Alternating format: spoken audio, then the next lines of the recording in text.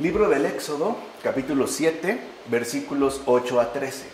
Habló el Señor a Moisés y a Aarón diciendo: Cuando el faraón os diga, haced algún prodigio que os acredite, tú dirás a Aarón: toma tu bastón y arrójalo ante el faraón, y se convertirá en una serpiente. Moisés y Aarón llegaron ante el faraón e hicieron tal como les había mandado el Señor. Aarón arrojó su bastón delante del faraón y de sus servidores, y se convirtió en una serpiente. El faraón entonces llamó a sus sabios y a sus magos, y también ellos, los hechiceros de Egipto, hicieron lo mismo con sus encantamientos. Si se dan cuenta, hay como una especie de enfrentamiento, ¿no? Una suerte como de confrontación de poderes. Por un lado, el prodigio que se ha realizado con el bastón que arrojaron y se convierte en serpiente, y el faraón entra en competencia hablándole prácticamente a sus hechiceros, los cuales obtienen resultados y hacen prácticamente lo mismo por medio de encantamientos. Entonces vemos que el bastón es un símbolo de la cruz, en tanto habría de destruir todos los ídolos. Además, no olvidemos que con un bastón asimismo dividió el mar Moisés y ahogó a los egipcios, con los que se prefiguraba la destrucción de los demonios, como afirma Efrén de Nisibi en el comentario sobre el Éxodo. Entonces vemos que ya aquí, en esta figura del bastón, se significan dos cosas particulares. En primer lugar, el hecho de que parezca algo pequeño e incluso insignificante, y no obstante dé como resultado la destrucción tanto de los ídolos, por una parte, como, cosa más importante todavía, la destrucción de los demonios. Y hablaba al principio de una suerte de competencia, porque en efecto, los que se oponen a la obra de Dios también quieren llevar a cabo ciertos prodigios para sustituir la obra de la cruz. Es decir, también se buscará imponer determinados ídolos a la gente por medio, por ejemplo, de ciertos encantamientos. De hecho, los propios padres de la Iglesia lo van a mencionar un poquito más adelante. Y es importante tenerlo en cuenta para que veamos cómo a veces se quiere rivalizar, por ejemplo, en el orden, ¿no?, que aquí se ha mencionado, y hacer pasar algunos sustitutos que no son obra del Señor, pero que quieren adquirir, por así decirlo, el mismo estatus. Estamos hablando, por ejemplo, de la hechicería o de los encantamientos, o a grandes rasgos lo que se conoce como brujería. Y vamos a ver o a tratar de entender también por qué puede darse el caso de que obtengan resultados. De hecho, se arrojó el bastón al suelo y se convirtió en una serpiente que de hecho devoró a las serpientes de Egipto. Lo cual significaba que la palabra hecha carne habría de hacer inofensivo el veneno de la serpiente infernal por medio de la remisión y el perdón de los pecados. Recuerden que en un primer momento la causa fundamental del pecado es la serpiente, cosa que ya se había aclarado en el Génesis. Así pues, ahora aparece otra figura importante. En el caso de la serpiente, esta transformación, que significa que esta palabra hecha carne iba a neutralizar ese veneno. Mientras la primera serpiente causó, en efecto, el pecado, o es la causa inicial del pecado, esta nueva serpiente, lo que ahora produce es una inmunidad hacia todo tipo de veneno expulsado por la serpiente infernal. O sea, ahora se invierten pues los papeles, y a partir de esta transformación ya no se va a obtener, por ejemplo, la condenación, sino justo todo lo contrario, es decir, la remisión y el perdón de los pecados. Así pues, el bastón es la palabra verdadera llena de autoridad. Ciertamente, el bastón se convierte en serpiente porque el que era hijo de Dios, nacido de Dios Padre, se hace hijo del hombre, se hace humano, se encarna, nacido de la Virgen. Él mismo, levantado sobre la cruz como serpiente, infundió la medicina sobre las heridas de los seres humanos. Entonces, lo que vemos en un primer momento es esta convicción fundamental expresada en el Génesis de que todo lo hecho por Dios es bueno, incluso la propia serpiente. Ya habíamos explicado también con Fabrice Ayash por qué el demonio adopta esta figura, porque se reconocía como una figura de mucha sabiduría que mantenía una relación cercana, por ejemplo, con Adán. y también en este caso con Eva. Bueno, ahora aparece esta figura manifestándonos que la serpiente no es necesariamente un símbolo exclusivo de maldad, sino también de medicina, a partir del papel que asume en la propia obra del Hijo de Dios en la cruz, la cual, si lo ven, ¿no? Establece un contraste muy importante, que es el siguiente. Para nosotros una serpiente es un sinónimo de peligro debido al veneno que suele portar. Sabemos que hay serpientes extremadamente venenosas, las cuales con una mordida podrían matar sin mayor problema, o con el veneno expulsado de una sola mordida podrían incluso matar a varios centenares de seres humanos. Aquí aparece esta figura, pero bajo un perfil totalmente distinto. Ahora lo que tiene esta serpiente, el Hijo del Hombre, no es veneno, es medicina. Ya vemos cómo incluso se da este contraste de figuras, la cual no va a perjudicar al ser humano, al contrario, lo va a curar. Así pues, digamos, si una serpiente lo envenenó, ahora también es una misma serpiente la que lo va a curar, la que le va a aportar no veneno, sino antídoto. Esa medicina curativa que es la redención. Que es aparte un pasaje muy bonito, bueno, esto lo menciona Ambrosio sobre los ministerios, porque vemos cómo la obra de Dios entonces no está torcida. El retorcido es el demonio, pero la obra de Dios no está torcida. Por eso incluso no es equivocado equiparar al Verbo hecho carne en la figura de una serpiente a partir de la autoridad que posee. Por decirlo de otra manera, aquí ya se deja en claro que toda obra de Dios es buena, aun cuando se remita a figuras que para nosotros serían particularmente negativas, como una serpiente. Repito, ¿qué esperaríamos de una serpiente? Una mordedura, que además pone en peligro la vida. ¿Qué es lo que se ha obtenido de esta serpiente hecha, del Hijo de Dios hecho carne? Una medicina, algo pues entonces inesperado, lo cual nos deja en claro lo sorpresivo que es la obra de Dios, ¿no? Y que de hecho sigue siendo. Por donde menos lo hubiéramos imaginado, por ahí es que en este caso nos llegó el remedio.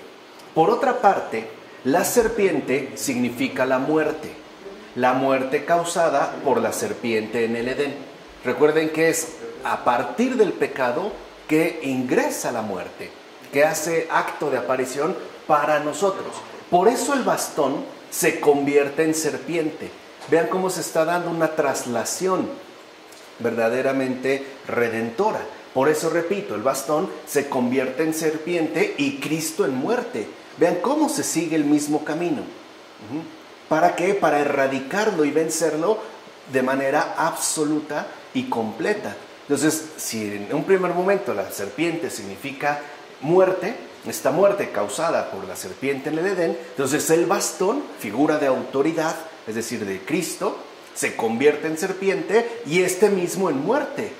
Pero luego la serpiente entonces se transforma de nuevo en vara, porque no quedó a la figura de una serpiente, vuelve a su forma original. Y entonces el Cristo total se convierte en resurrección con su cuerpo, que es la iglesia. O sea, si la serpiente infernal solamente dio como resultado la muerte, la nueva serpiente celestial, ¿no?, da también una muerte, pero una muerte que vence esa muerte infernal y que ahora da como resultado la vida eterna, es decir, la resurrección, la cual con su cuerpo en efecto nos ha aportado esa medicina fundamental que tanto requeríamos. Esto, evidentemente, sucederá al final de los tiempos, pero ya está hecho. El camino ya está recorrido, la sanación ya está realizada. Ahora falta su cumplimiento total. Por su parte, fíjense, las serpientes de los magos egipcios son imagen de los muertos del siglo.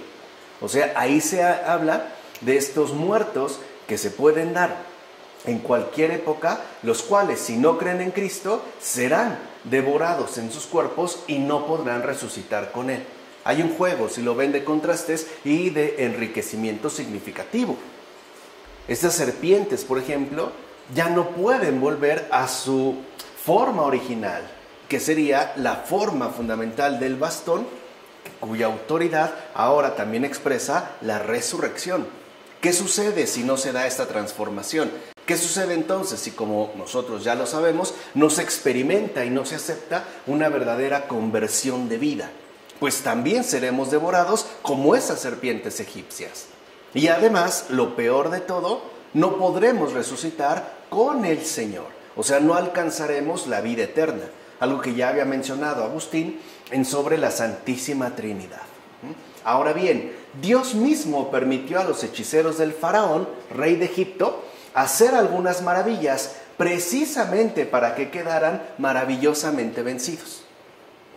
Y esto es parte también del obrar providencial de Dios, que vuelvo a insistir, como ya lo hemos dicho, no es precisamente equiparable a nuestra propia lógica humana, a nuestro propio modo de pensar. Tales hechiceros, por ejemplo, obraban según sus brujerías y encantamientos mágicos, o sea, según el demonio.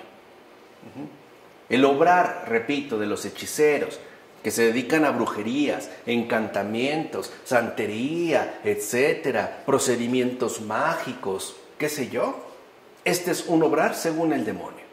Pero Moisés lo superó fácilmente con mucha mayor potencia, en cuanto que lo que hacía, lo hacía en nombre de Dios. Esa es la gran diferencia. Así pues, con solo invocar a Dios, todas esas maquinaciones demoníacas quedaron desbaratadas. Porque sí pueden darse, pero no mantenerse. Bastaría, pues, como menciona Agustín en la Ciudad de Dios, la pura invocación de Dios para que esos artificios demoníacos queden completamente desbaratados y por lo tanto queden expuestos como lo que realmente son, es decir, mentiras. Mira pues lo siguiente: a diferencia de los milagros visibles de los servidores de Dios, los encantamientos mágicos tienen el fin de engañar a la gente, del hecho de que la gente quede ciertamente sorprendida. Por ejemplo, ¿cuántos que acuden a estas cuestiones no se sorprenden de algunas cosas que les dicen o algunos sucesos que ocurren? Y ese es el propósito, que la gente quede impresionada, porque una vez impresionada es presa fácil de mantenerse bajo engaño y no es ciertamente fácil salir de ahí. En efecto, los hechiceros solamente quieren someter a ellos sus respectivos clientes, son clientela. ¿En qué están pensando los hechiceros, los brujos, los magos, los que se dedican a encantamientos? En un negocio. Eso es un negocio. Y para poder mantener a flote este negocio, necesitan cierto tipo de prodigios que causen asombro en la gente para que queden atrapados de manera engañosa. Y por eso atienden sus peticiones con ritos que, según su propio proceder, a veces impresionan terroríficamente. Algo importante. O sea, cuando se generan estos prodigios, generan una impresión terrorífica, es decir, da miedo. ¿Por qué? Porque ahí se ve la influencia demoníaca para poder someter a las almas bajo el engaño y que aquel haga su respectivo negocio. O sea, en pocas palabras, que vaya teniendo cada vez más y más clientes. Con esto buscan dejar estupefactos a sus clientes con algunos efectos visibles, que a causa de la debilidad de la carne, o sea, a falta de contemplación espiritual, tienen la apariencia de cosas grandes, como serpientes que salen de un huevo, o cosas raras que pueden darse bajo ciertas circunstancias. En efecto, son encantamientos, o mejor dicho, efectos visibles que nos impresionan porque no estamos bien fortalecidos en la contemplación espiritual. Es debido, pues, a la debilidad de la carne. Y esta impresión parece darles un estatuto de un prodigio sumamente maravilloso. Entonces, con eso quedamos enganchados, quedamos engañados y quedamos, pues, sometidos. En primer lugar, al negocio del brujo, del hechicero. Y, cosa más importante, a la voluntad del demonio, que es lo que quiere, tener sometidas a las almas. Dicha apariencia toma su fuerza de lo siguiente: tales clientes son incapaces de contemplar cosas eternas y por ende no tienen en cuenta al verdadero Dios. Ahí está la causa. Falta de contemplación. O en términos más sencillos, estos incautos caen presas de tales engaños porque no llevan una verdadera y sincera vida de oración y por eso son fácilmente engañados, incluso mediante algunos efectos visibles que, volvemos a repetir, pueden darse. Vean desde cuándo este padre de la iglesia, ya lo veremos más adelante, habla de este tipo de situaciones sin que parezca como algo verdaderamente llamativo, sino algo que ciertamente sucede. Y justo por eso los engañan con tanta facilidad. De hecho, una persona que acude con un brujo ya está engañado. Ya está predispuesto a experimentar efectos sobresalientes que lo dejen cautivo de esa trampa. Ya va engañado, porque no está buscando el auxilio del Señor, sino aquello que en todo caso le impresione, ¿no? Tú habla con una persona que haya ido con una de esas personas, de estos hechiceros, y verás que lo primero es la impresión que le deja. Oye, no manches, me dijo cosas que nadie sabía, por ejemplo, ¿no? O hizo tal o cual cosa que a mí me dejó impactado. Esto es justamente lo que se busca. Esa es la base fundamental del engaño. Ahora, pues bien, todo esto lo permite Dios para proporcionar, según sus pasiones o la libre elección de cada uno, tanto las servidumbres como las libertades. ¿Qué quiere decir? Que el Señor también permite esto para no negarnos la posibilidad de una genuina elección. No atenta contra nuestro libre albedrío. Es decir, si una persona opta por la servidumbre tendrá.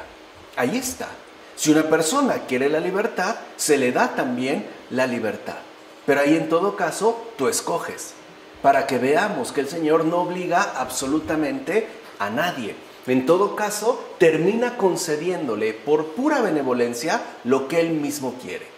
¿Quiere la servidumbre? La servidumbre es lo que está a su alcance.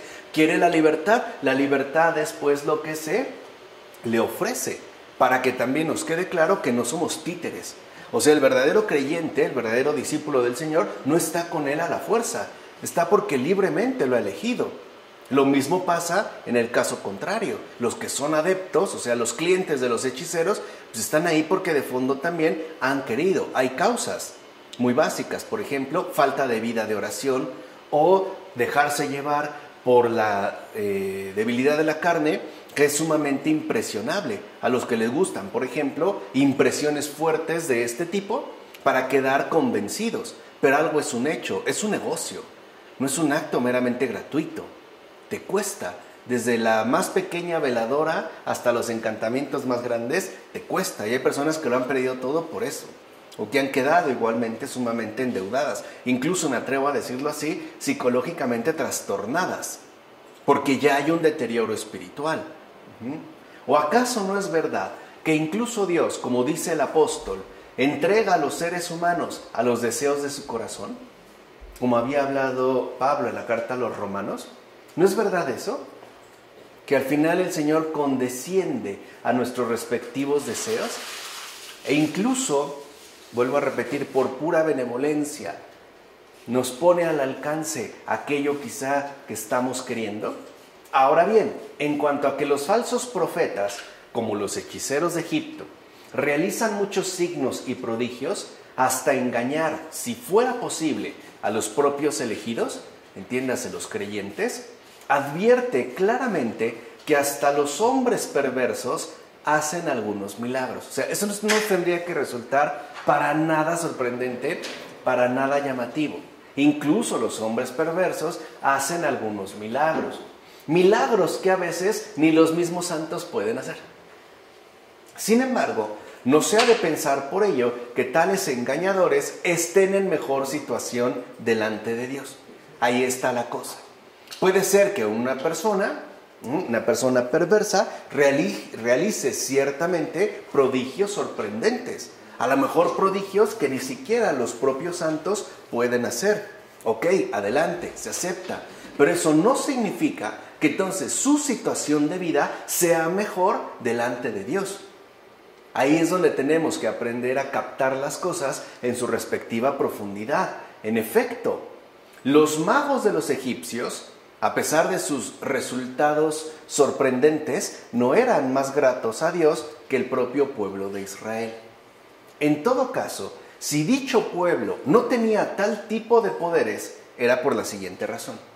O sea, si el pueblo de Israel, pues, no podía realizar los prodigios que sí hacían los hechiceros del faraón, ¿no? Los hechiceros de Egipto con sus respectivos encantamientos, es por una razón. Por eso hay veces que ni los mismos santos pueden hacer tales, ¿no?, cosas asombrosas, para que no cayeran en un error especialmente funesto de servidumbre y falsedad. Para eso se les priva de la posibilidad incluso de engaño. Por ejemplo, considerando que en semejantes hechos hay dones mayores que las obras de santidad con las que se consigue la vida eterna. Por eso aquí entendemos ahora el verdadero proceder providencial de Dios. No se trata de hacer cosas asombrosas, no, se trata de aceptar los dones que Dios nos hace llegar en tanto obras de santidad bien ordinarias y comunes. Por ejemplo, ser constantes y permanentes en la caridad. ¿O qué de verdad necesitamos hacer un prodigio? Convertir un bastón en una serpiente para dejar en claro con ello que estamos muy bien delante de Dios. ¿No será algo más íntimo, más simple, más sencillo, como por ejemplo la paz del alma? O sea, ¿no será pues mediante un modo totalmente distinto al que nosotros solemos pensar, al menos humanamente? Por eso el Señor prohíbe a los discípulos alegrarse por algo así, cuando dice: no queráis alegraros porque se os someten los demonios. ¿Se acuerdan cuando los envió? Y ellos llegan felices por eso. O sea, están impresionados de que hasta los demonios se les someten. Y el Señor les advierte: no se alegren porque los demonios se les sometan, sino alegraos más bien porque vuestros nombres están escritos en los cielos. Eso es lo importante, como lo dijo en Lucas. En consecuencia, puesto que los hechiceros hacen tales prodigios, date cuenta que son realizados con otro fin y con otro principio. Y eso es algo también muy importante de tener en cuenta. En efecto, los hechiceros hacen prodigios buscando su propia fama. Y es así. No, yo conozco un brujo buenísimo, te voy a llevar con él. Va empeñando las joyas, cobra caro, pero mira, infalible, no falla. En cambio, los santos del Señor buscan la gloria de Dios. No son ellos los que sobresalen. No son ellos. O sea, si vemos, lo hacen con otro fin y también tienen un principio completamente distinto. Los hechiceros hacen más bien un sucio y oscuro negocio de beneficios privados, porque sí se enriquecen. Hay gente dispuesta a dejarles grandes cantidades de dinero. Bueno, si están dispuestas a entregarles su alma, ¿qué no le van a entregar las monedas y los papeles? Pues sin ningún problema. En cambio, los servidores de Dios únicamente buscan un servicio de bien público según las disposiciones de aquel a quien está sometida toda criatura. Entonces, un milagro de un santo, por ejemplo, no es algo que se remita a beneficios privados. Es algo que siempre tiene una dimensión de bien pública, de bien común. Por ejemplo, un San Charbel no es un asunto privado, de beneficio privado. Es básicamente un beneficio común para cualquier persona en cualquier parte del mundo. Ahí está su finalidad. Y no es ni siquiera algo que tenga, digamos, algún costo en específico o algún costo en particular, porque no se piensa en beneficios privados, sino en el bien común. Esto también hay que tenerlo muy en cuenta. Los hechiceros, pues, seducen a los seres humanos mediante pactos particulares. No, sí, mira, vamos a trabajar en esto, porque además algo es muy curioso, ¿no? Siempre te están haciendo daño. Siempre alguien o muchos te tienen envidia. Qué chistoso, siempre es así. No es que te tienen envidia, te han hecho un trabajo, quieren que te vaya mal, no sé qué, tal, como si fuera realmente algo por completo novedoso, ¿no? En cambio, los buenos cristianos obran siempre en beneficio del bien común, nunca es para beneficios privados. El verdadero cristiano no tiene literalmente privacidad, en el sentido amplio de la palabra. El cristiano en el mundo es beneficio del bien común. Es un beneficio para muchos. Por ejemplo, el grado de santidad que alcanza un cristiano en el mundo se verá reflejado en el bien que hace a muchas otras personas. No lo hace por una cuestión de beneficio privado o de intereses particulares. Es finalmente un bien para todos. En todo caso, fíjense, esto es lo más interesante. Los malos cristianos no andan lejos del negocio de los hechiceros, ya que de igual manera se apegan a las apariencias del bien común, pero buscando siempre su beneficio personal, como afirma Agustín en Sobre 83 diversas cuestiones, que es muy interesante esta última observación.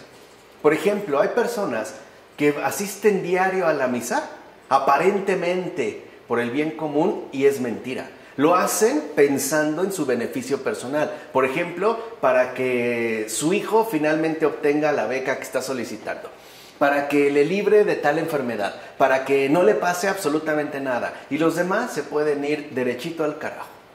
No les importa, no andan lejos del negocio de los hechiceros. Dentro de esta perspectiva, no. O quieren llevar una vida tranquila, ¿no? Dios me libre de todo mal.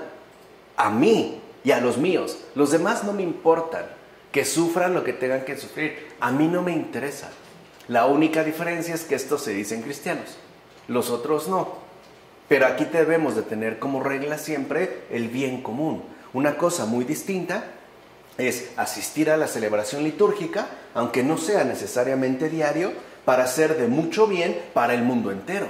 O por lo menos para el mayor número de personas posibles, independientemente de mis asuntos, que también cuentan, pero no van primero. Siempre está de por medio esta dimensión del bien común. Por eso es curioso ver a una persona que vaya tan asiduamente a la celebración litúrgica, que es tanto el fin como el principio que lo mueve a hacerlo. A lo mejor quiere evitar una enfermedad, pero no se pone a pensar que él puede ser servidor de los enfermos. Eso no. Le interesa lo suyo. Lo demás no importa, no lo ve. Así que son literalmente también casi socios en este negocio de los intereses privados. Bueno, pasamos a los versículos 14 a 24 de este capítulo 7. El Señor dijo a Moisés, fíjense, como que lo deja hacer lo suyo y el Señor sigue, ¿no? El corazón del faraón es obstinado y no deja salir al pueblo. Dijo además el Señor a Moisés, di a Aarón, toma tu bastón y extiende tu mano sobre las aguas de Egipto, sobre sus canales, sobre sus ríos, sus estanques y sus depósitos de agua, y se convertirán en sangre. Ah, ¿quiere jugar? Vamos a ver. ¿Ok? Vamos, así como ellos han dejado que ver maravillas, vamos a ver realmente de qué se trata. Y habrá sangre en todo el país de Egipto. Ya empezaron las plagas. Recuerden que son 10. No olviden el número, lo veremos cuando las expongamos. Y habrá sangre en todo el país de Egipto, incluso en las vasijas de madera y de piedra. O sea, imagínate agarrar tu vaso y que esté lleno de sangre, o ir por la vasija y sangre. Moisés y Aarón hicieron como les había mandado el Señor. Levantó el bastón y golpeó las aguas del Nilo a la vista del faraón y de sus siervos. Y todas las aguas del Nilo se convirtieron en sangre. Los peces del Nilo se murieron y las aguas se corrompieron. Los egipcios no podían beber agua del Nilo y había sangre por todo el país de Egipto. Los egipcios tuvieron que excavar en los alrededores del Nilo buscando agua para beber, porque no podían beber de las aguas del Nilo. Mira, del mismo modo que se lee en el Evangelio que el agua fue convertida en vino, en Juan, y ello significa el cambio de los pueblos, así también aquí, al ser convertida el agua en sangre, se quiere dar a entender que los pecadores sienten carnalmente las cosas espirituales.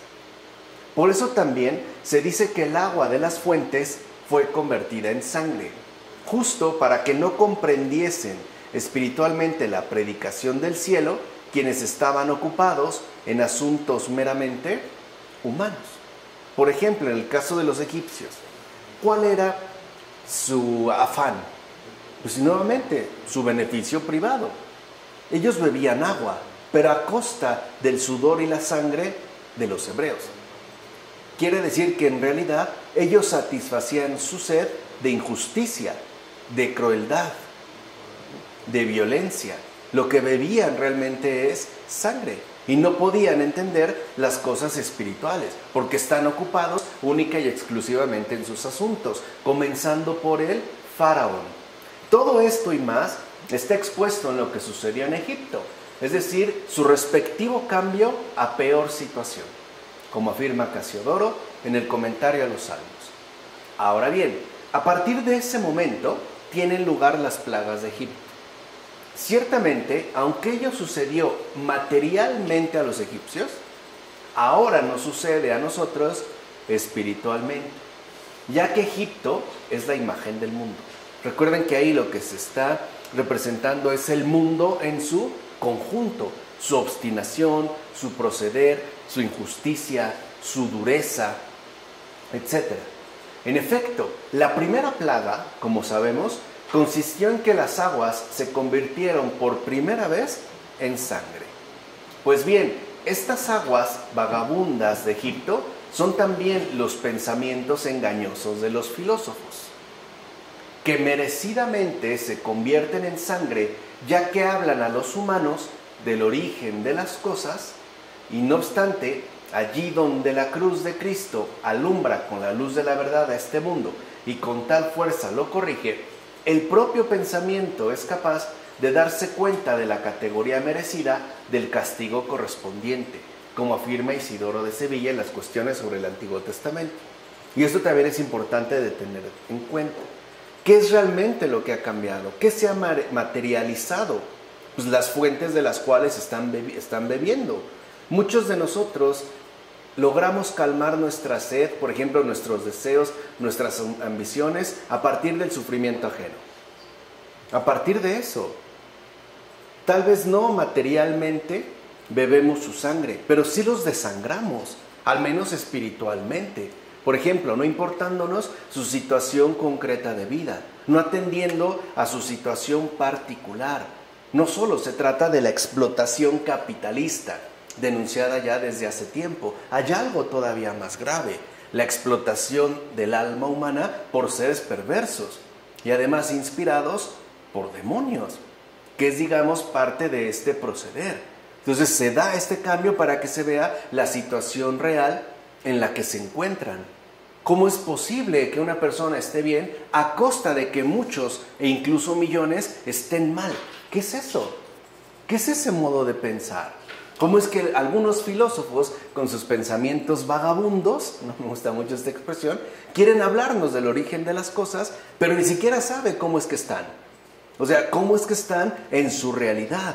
¿Cómo es que realmente se están dando este tipo de situaciones? Por ejemplo, nosotros podemos adquirir cierta bebida refrescante, pero sí tendríamos que preguntarnos qué hay detrás de todo ello. No solo está el dinero que yo pagué para adquirir ese producto. Hay mucha gente involucrada, también hay mucha gente explotada, hay mucha gente marginada. A lo mejor personas que debido a la necesidad económica han tenido que descuidar su familia o hasta perderla, o tener problemas, o el descuido de los hijos, con tal de tener esta satisfacción meramente material. Eso es lo que ahora alumbra la cruz de Cristo. ¿Qué es lo que ha hecho entonces el Señor? Hacernos ver que estas aguas, que en realidad son sangre, por tanta injusticia, cuánto asesinato, cuánta guerra, cuánto crimen. Y no solo estoy hablando de estos momentos en particular, donde es muchísimo quizá más evidente. Estoy hablando a lo largo de la historia del mundo. O sea, yo creo que se ha derramado más sangre humana que agua en los océanos. Muchísima más. Así no podemos sorprendernos de este cambio. En realidad parece que se nos está mostrando cómo es que están las cosas en realidad. O sea, a la luz de ¿qué? De la verdad. ¿Qué es lo que ha hecho el Señor? Transformar esta sangre en agua y además en agua viva, que ciertamente calma la sed. Por último, démonos cuenta que la sangre no se puede beber. Es decir, no debemos intentar saciar nuestra sed humana, por ejemplo, de justicia, con el derramamiento de sangre, por supuesto ajena. Lo que realmente entonces, y esto es importante, ¿no? Los egipcios estaban desesperados por saciar su sed, pues no se puede saciar la sed bebiendo sangre, la sangre no se puede beber, por eso incluso se coagula rapidísimo. Si los que se animan a tomar sangre de animal, por ejemplo de toro, tiene que ser recién salidita y todavía caliente, y eso en porciones pequeñas, no se puede beber. Por lo mismo, para que nos quede muy muy claro que nuestra sed humana, por ejemplo, de trascendencia, de bienestar, de felicidad y sobre todo de justicia, en un mundo, ¿no?, tan azotado por tantas y tantas injusticias, no se va a saciar con el derramamiento de sangre. Evidentemente ajena. No porque mueran otros o muera finalmente el que me agredió, ya yo voy a quedar feliz. Si no va a pasar como este caso en Estados Unidos de hace algunos años, donde una persona, ¿no?, agredió gravemente a una muchacha, una joven, la violó y la mató. Y después lo capturaron, los papás estaban exigiendo justicia de tal manera que se le aplicara la pena de muerte. Fue un juicio largo. Finalmente se consiguió y estuvieron los papás presentes desde el principio del juicio hasta el momento de la pena capital, la pena de muerte. Finalmente fue ejecutado, un reportero se acercó, me parece que con bastante sentido común, y les hizo una pregunta muy particular. Les dijo, pues bien, finalmente ha muerto, o sea, ya, digámoslo así, se derramó su sangre. ¿Contentos? Y ellos dijeron, no. ¿Quién iba a quitar esa sed? ¿Quién realmente puede quitar nuestra más profunda sed de justicia? Nuestra más profunda sed debido a la carencia de afecto. ¿Quién va a curarnos realmente o quién va a satisfacer nuestra necesidad de compañía, de comprensión, de ternura, de dulzura? ¿La sangre o lo que el mundo nos ofrece? No. Por eso démonos cuenta que la sangre, vuelvo a repetir, no se puede beber. Es decir, ya con esto se nos deja en claro que no podemos intentar saciar nuestra sed humana en todos sus matices, en todo su alcance, por medio del derramamiento de sangre evidentemente ajena.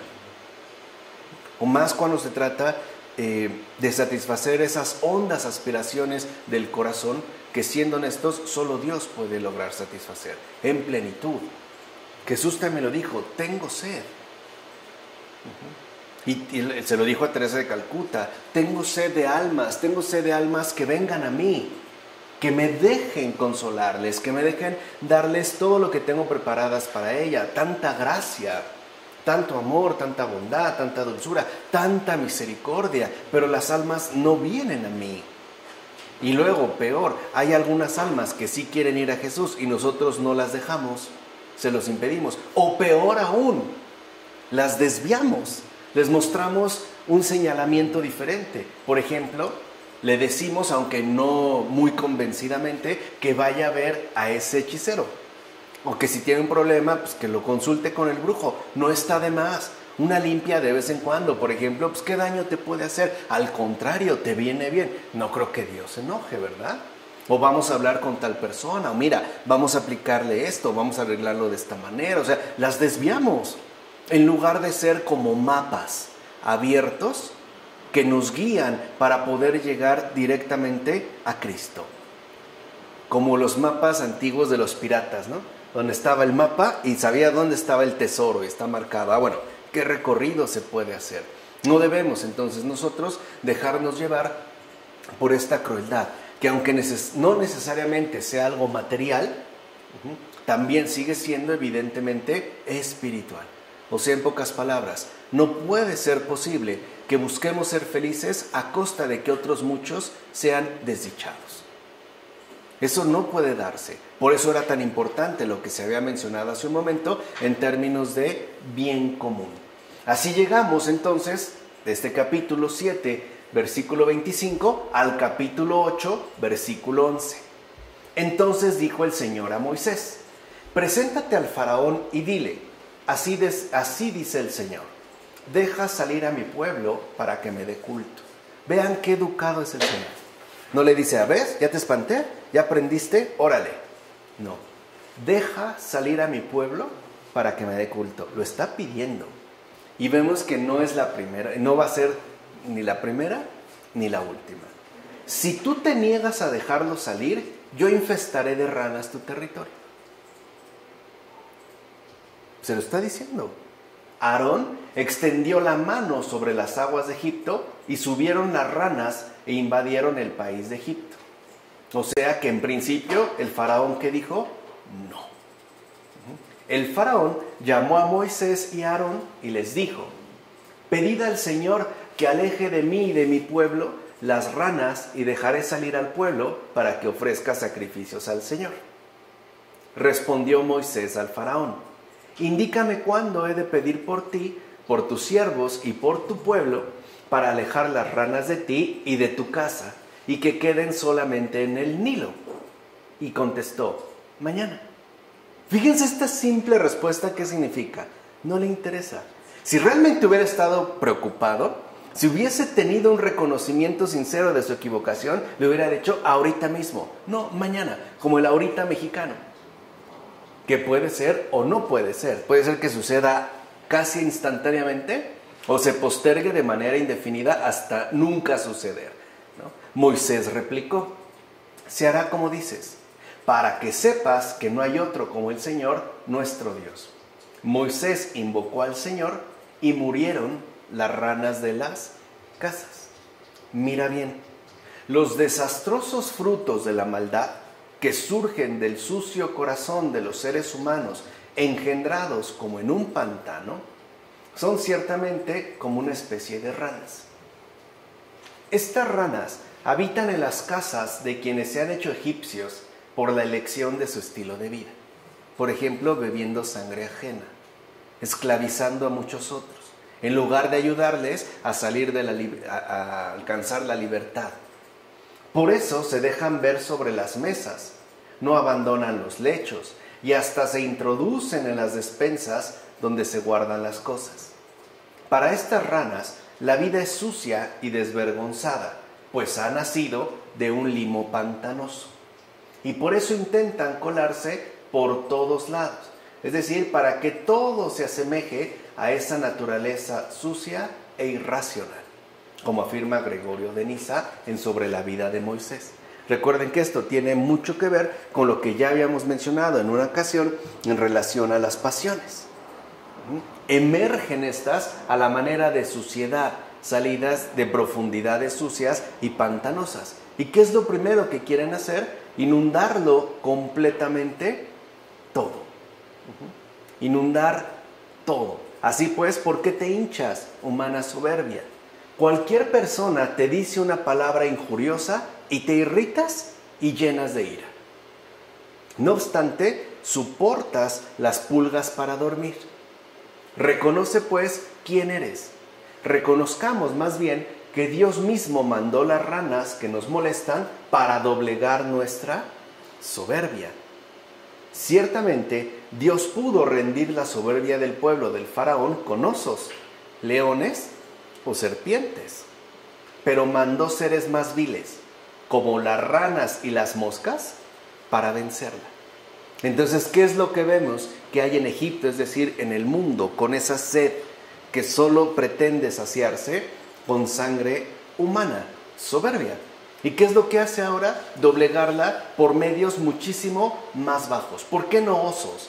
Porque el soberbio, cuando se enfrenta a una situación que le aventaja un poco más o que está en igualdad de condiciones, puede mantenerse todavía en pie. Esto se ve muy claro en el caso, por ejemplo, de la Santísima Virgen María, Madre de Dios, y de San Miguel Arcángel. Si nosotros hemos visto alguna imagen de San Miguel Arcángel, veremos cómo tiene la mano levantada con una espada, es una figura, y está pisando al demonio. Lo ha vencido. En ese caso, por ejemplo, el demonio todavía tiene un mínimo de soberbia guardada. Es tanto como decir, pues me venció, pero le di batalla, ¿no? En cambio, cuando aparece con la Virgen María, lo pisa como sin esfuerzo, porque no tiene ni la más mínima posibilidad de enfrentarse a ella, porque es completa humildad. No es que se dé un combate, ni siquiera se presta para eso. Por eso la pisa sin esfuerzo y ella está concentrada en oración, cuidando a sus hijos y adorando a Dios al mismo tiempo. Ahí el demonio no tiene posibilidades de decir que se enfrentó a un oso, a un león o a una terrible serpiente. Se enfrentó a la esclava, a la más insignificante, a la más pequeña, a la muchachita. Y esta muchachita lo venció. Ahí es donde se ve esta diferencia. Por eso es que aparecen las ranas. Por otra parte, tales ranas se pueden comparar con los versos de aquellos poetas que llenaron con engañosas fábulas este mundo con su vacía y vanidosa aclamación, la cual se asemeja a los cantos sonoros de las ranas. En efecto, la lengua vanidosa es como una rana, la cual no sirve sino para importunar, como afirma Isidoro de Sevilla en las cuestiones sobre el Antiguo Testamento. Entonces vemos cómo aquí se están atacando pues las pasiones en términos generales, tales como la soberbia y la propia vanidad. Una lengua vanidosa sí es como una rana, hace ruido, hace un croar que en realidad lo único que parece generar es una cierta molestia. Yo no sé si les ha tocado escuchar el croar de ranas sin parar, es molesto, sí puede llegar a molestar. Lo mismo pasa con una lengua vanidosa. Pareciera pues que no tiene otro propósito que realizar más que el importunar. Ahora bien, el faraón dedicaba su atención a creencias engañosas e inútiles, mientras Egipto estaba lleno de ranas, cuyo croar hacía imperceptible el sonido de las cosas y vano cualquier rumor. Fíjense también qué curioso. El pueblo está sediento. Recuerden que el agua se ha convertido en sangre. Están llenos de ranas y el faraón ni en cuenta. El faraón más bien aferrado a sus creencias engañosas e inútiles. Así pues, como el faraón estaba hundido en una gran necedad, no reconoció su gran necesidad ante Moisés. En efecto, debió pedirle que rezara enseguida y no retrasara la plegaria. Es como si una persona te dijera en un estado grave de salud, tengo lo que necesitas, y tú le respondieras, mañana, ¿no? ¿Qué quiere decir? No me importa, no me interesa. Y esto es por la gran necedad en la que estaba sumido el faraón. Pero respondió, mañana. Qué ocioso y negligente fue el faraón. Qué ocioso y negligente ese supuesto cristiano que le dijeron, vete a confesar mañana. Después, sí me hace falta, voy mañana. O sea, como si se tratara de algo que en realidad no le interesa. Fíjense, debido a esa negligencia, pagaría su retraso con el exterminio de Egipto. Vean hasta dónde nos puede llevar la negligencia. Si en ese momento el faraón hubiera reaccionado sinceramente y hubiera dicho, ya estuvo, pero se aferró. Y esa simple negligencia ahora le va a costar el exterminio de Egipto. Así pues, el faraón ni rogó ni pidió que se rogara por él y por su país, ya que era soberbio, es decir, esclavo del mundo, y por eso se olvidaba de Dios y de su bondad, como afirma Ambrosio en Sobre Caín y Abel. O sea que el Señor sabe perfectamente bien lo que hace.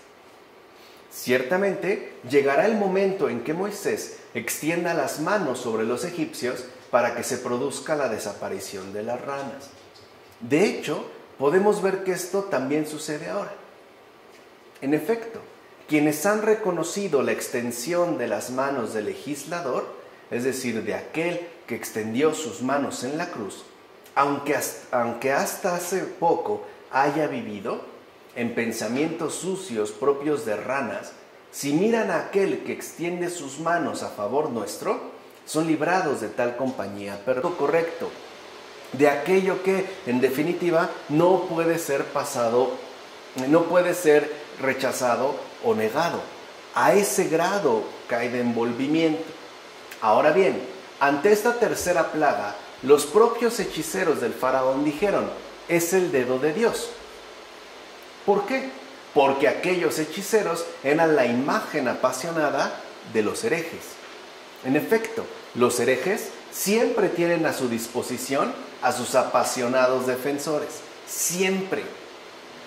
Bueno, hasta la fecha siguen los luteranos, siguen los calvinistas y otros tantos más contemporáneos, más recientes. Ya lo dijo el apóstol, estos se oponen a la verdad, son hombres de mente pervertida y por ende están incapacitados para creer rectamente, pero no llegarán lejos, porque su necedad quedará a la vista de todos, como se afirma en la segunda carta a Timoteo. No olvides que tales perversos defensores cayeron en la tercera plaga al reconocer su oposición al Espíritu Santo que estaba en Moisés, ya que estaban agitados por la corrupción de su mente. Así pues, se habla del dedo de Dios para hacer referencia al Espíritu Santo. En efecto, así como el Espíritu Santo serena a los humildes de corazón, asimismo exacerba en sentido contrario a los ánimos de los soberbios. Y es verdad, las obras del Espíritu irritan y molestan a los soberbios. A los humildes pacifican, serenan y agradan. En pocas palabras, la gracia de Dios no produce el mismo efecto en cualquier ser humano. Pueden darse incluso efectos totalmente contrarios o reacciones. Todo dependerá de si en el corazón hay realmente humildad o por el contrario hay soberbia. Y esa exacerbación está castigada por aquellos pequeñísimos mosquitos que atacaron a los egipcios. Y al parecer nada los deja en paz. Por ejemplo, para un hereje, todos están mal menos él. Ese es de verdad un rasgo típico de un hereje. Todos están mal menos él. Bueno, también de un loco, o como decía Chesterton, de un lunático. El lunático desconfía de todos menos de sí mismo. Por eso puede hablar con seres imaginarios y alucinaciones, ¿no? Bueno, esto lo dice Isidoro de Sevilla. Por eso no se pueden estar en paz. Se ven atacados mediante estas figuras también para que veamos de qué manera los errores pueden desatarse y también incluso llegar a envolvernos. Pero algo es un hecho, como lo afirma Isidoro de Sevilla en las cuestiones sobre el Antiguo Testamento. Si nuestro ánimo es soberbio, nos veremos sumamente irritados. En cambio, si somos humildes, nos veremos serenados. Por ejemplo, podemos aceptar que se cometan equivocaciones en la iglesia, entendiendo todo lo que esto implicaría. Pero si yo reacciono exacerbadamente, es porque hay algo en mí que no anda bien. Y eso que no anda bien es la soberbia. Y al estar tan arraigado en la soberbia, pues estoy incluso a un paso de volverme un hereje. Que ahora lo dudo mucho, porque ni siquiera hay ya verdaderos herejes. O sea, hemos caído tan bajo que ni siquiera hay herejes serios. O sea, herejes respetables. Todos parecen más bien ridículos, ¿no? Hoy en día, pero ni ello. Bien, ahora, ¿no es de sorprender que aquellos hechiceros pudieran obrar portentos con serpientes, pero fueran incapaces de hacer aparecer pequeños mosquitos? Fíjense, o sea, esto es como muy importante. ¿No es de sorprender que estos sí lograran hacer encantamientos con serpientes y hacer aparecer serpientes, pero no mosquitos, que parecen seres más pequeños, más insignificantes, etcétera? Mira con qué facilidad desfallecen sus intentos ante pequeños seres. Claro, porque en su soberbia eso sería algo realmente insignificante. Este es pues su azote, pues va directamente contra su engreído orgullo, como lo afirmó la Escritura. Ellos intentaron también, ¿no?, hacer aparecer mosquitos y no pudieron, fallaron. Y eso va directamente contra su engreído orgullo. Claro, les decía una cosa, es, miren este gran portento que realicé, a decir que hice algo incluso de lo más común, como hacer crecer un cabello en la mano mientras todo lo va viendo. ¿Qué va de eso a pulverizar una roca? Eso es en términos de soberbia. Se ven pues derrotados por pequeños mosquitos, pequeñitos.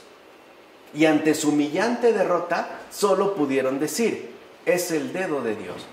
Con ello se da a entender que ni los mismos espíritus transgresores, ni las tenebrosas potestades aéreas pueden realmente hacer algo. O sea, ahí se deja en claro, se veía ya su verdadera impotencia. Pueden hacer prodigios, pero en realidad son impotentes. No son capaces de hacer algo real. En todo caso, lo único que logran es llevar a su propia cárcel a los adeptos a las artes mágicas. Y es cierto, un adepto a las artes mágicas, como afirma Agustín en Sobre la Santísima Trinidad, un adepto, repito, a las artes mágicas va a volverse cautivo de la prisión en la que se encuentre el hechicero. Va a acrecentar las filas de su respectiva esclavitud. ¿De acuerdo? Entonces llevamos hasta aquí 3 plagas, ¿no? Le dijimos 3 plagas: sangre, ranas, mosquitos. En la siguiente exposición veremos las otras plagas. Pero para ir meditando qué es lo que está y cuál es el proceder de Dios en relación a este mundo, que prácticamente no ha cambiado. ¿De acuerdo? Vamos a dejarlo hasta aquí. En nombre del Padre, del Hijo, del Espíritu Santo.